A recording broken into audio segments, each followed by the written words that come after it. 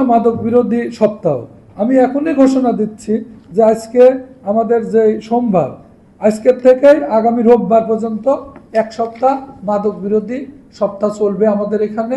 যেহেতু এখানে জড়তা আছে, এটা কাটানোর জন্য আমরা কিভাবে ফল ভালো পাই, এজন্য এক সপ্তাহ আমাদের মাদক বিরোধী সপ্তাহ আমি এই মুহূর্তে ঘোষণা দিলাম। মব কালচারের বিষয়টা আপনারা বলেছেন।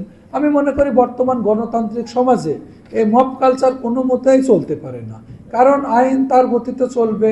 কেউ যদি কোনো অপরাধ করেই থাকে তাহলে আইনের দৃষ্টিতে আইনের কাছে সোপর্দ করতে হবে, আমরা তার কঠিন ব্যবস্থা আমরা নিব। অবশ্যই সাংবাদিক এবং পুলিশ সবাই মিলে সমাজকে সচেতন করার চেষ্টা করব। কার কি ভূমিকা সে যাতে যথাযথভাবে পালন করে সেটা আমরা তাদেরকে সচেতন করব। আমি মনে করি যে আমাদের পুলিশ সদস্যর তার উপর অর্পিত দায়িত্ব সঠিক মতো পালন করার কোনো বিকল্প নাই। রেঞ্জ ডিআইজি হিসাবে আমি অবশ্যই দেখব যে পুলিশ তার প্রফেশনালিজম নিয়ে এগোবে। এক্ষেত্রে আমরা সবাই তাকে সহযোগিতা করব। কেউ যদি বিপদগামী হয় অবশ্যই সে শাস্তির আওতায় আসবে।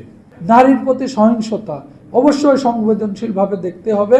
যদি আমাদের রেপ সহ অন্যান্য নারীর প্রতি এই অপরাধগুলি ভালো মতো দেখতে হবে।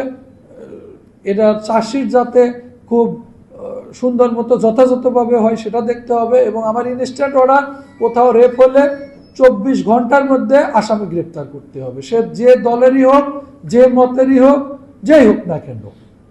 তাহলে সমাজে একটা সবার মধ্যে একটা আশা ভরসা সৃষ্টি হবে, পুলিশের প্রতি একটা পজিটিভ অ্যাটিটিউড গ্রো করবে।